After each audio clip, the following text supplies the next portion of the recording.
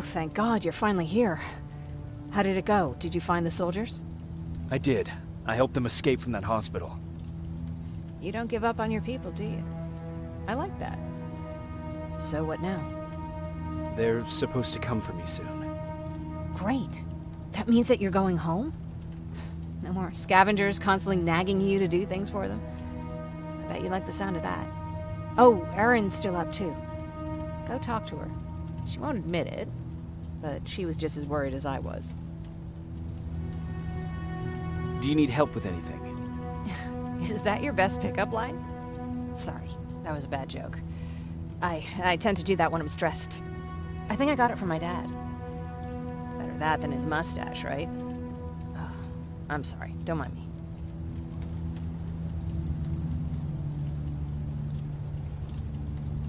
What was he like? He was a kind and hard-working man. But he was clever, too. He would constantly come up with these intricate ways to get me to help out. This one time, when I was little, he wanted to make a huge sign that said, "Welcome," on the side of our house in Pasadena. So he said, "I bet you can't spell that." And of course I had to prove him wrong. Believe me, now I know how stupid that was.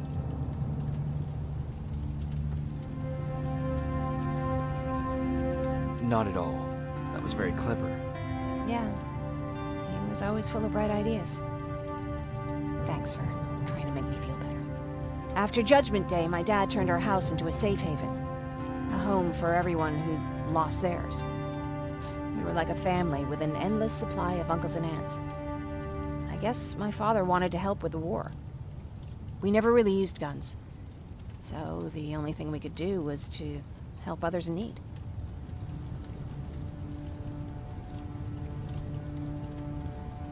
Seems like he helped a lot of people. He did. Right till the very end. Anyway, it was actually really cool. Everybody loved him, and he loved having them around. I think it's because he always had a brand new audience to listen to his bad jokes. He had this really terrible one. He'd walk into the room and ask if anyone had seen his remote because his team was playing. I always laughed at it. I'll never understand why.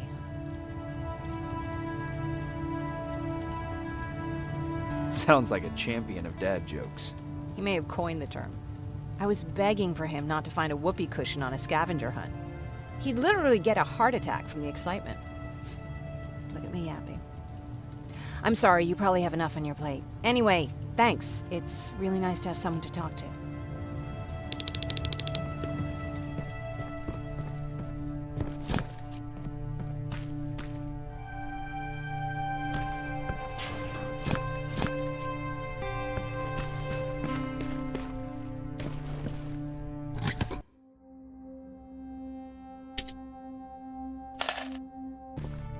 Come upstairs. There's someone here to see you.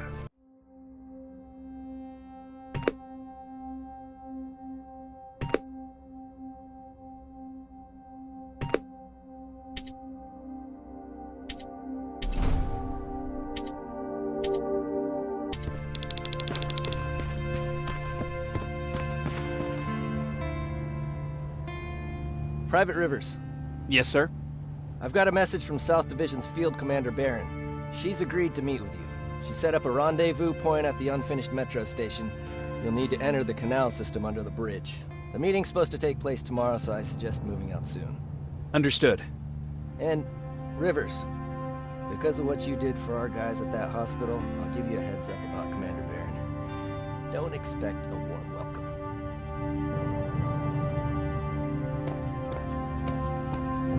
Looks like you're leaving us soon. Erin wants to join me. What about you? What do you think about enlisting? Me? No. I still have hope I'll get that bus running again. Also, I don't like the attention Skynet's giving you guys. I'd rather stay as far from the line of fire as possible. Patrick, get back here! You better go see what's going on.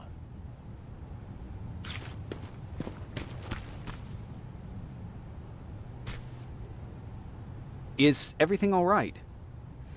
Patrick's decided that he wants to be a scavenger. And now he won't come out, even though I'm worried sick he'll get stuck. Get back here right now, Patrick!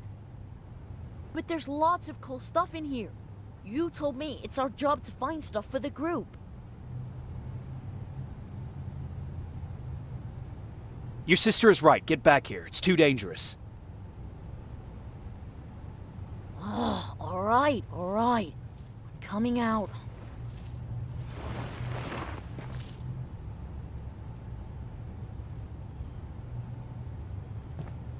What was that all about just now? I've got a meeting with Commander Barron. I'm leaving soon. Okay. I'm going with you. And don't even try to stop me. Are you sure? What's the matter? Don't they let you boys bring dates?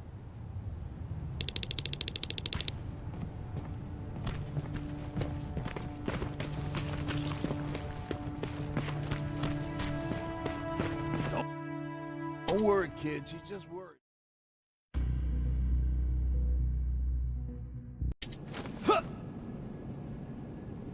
Looks like we got here first. Is everything all right? You seem a little out of it. Sorry. I probably shouldn't zone out like that with a gun in my hands, huh? Am I making you nervous? No, not really. Well, you should be. I don't have any formal training like you. I never even held a gun until recently. Can I be honest with you? Sure. There's a reason I decided to come here with you. I want to meet Commander Barron myself. They're here. When I heard that Private Rivers of the non-existent Pacific Division needs to have a meeting with me, I thought, oh, what a lucky girl I am. But then I started thinking, who is Private Rivers? And why should I treat him as anything other than the deserter he is? So right now I'm hoping you give me a good reason why I shouldn't just skip the court-martial and execute you where you stand. This is bullshit. And who do we have here? A brave scavenger? Rivers, do you always bring unauthorized civilians to fight your battles for you? We would have got to you sooner if you hadn't pulled out all your troops from Pasadena. People died there because of you! And what did you do about it? Did you pick up a gun and fight back? Or did you run like you sewer rats always do?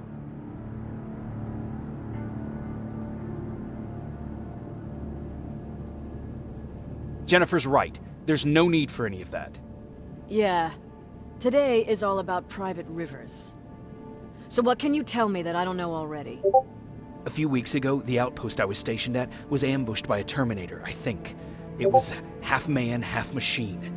The entire Pacific Division was wiped out by a single enemy. Half man, half machine? What are you talking about? How did your men let an enemy get that close to you? And we didn't know it was a machine. It could walk, talk, bleed, sweat. There was no way to distinguish it as an enemy. It infiltrated us perfectly. This infiltrator, is it still alive? I'm not sure. Okay, for now keep everything to yourself. I don't want any rumors, especially since you only think you saw something. Skynet's coming! We're not done here yet, Rivers. Take this plasma. You're a resistance soldier. Time to act like one. To your positions! Drones! Up there!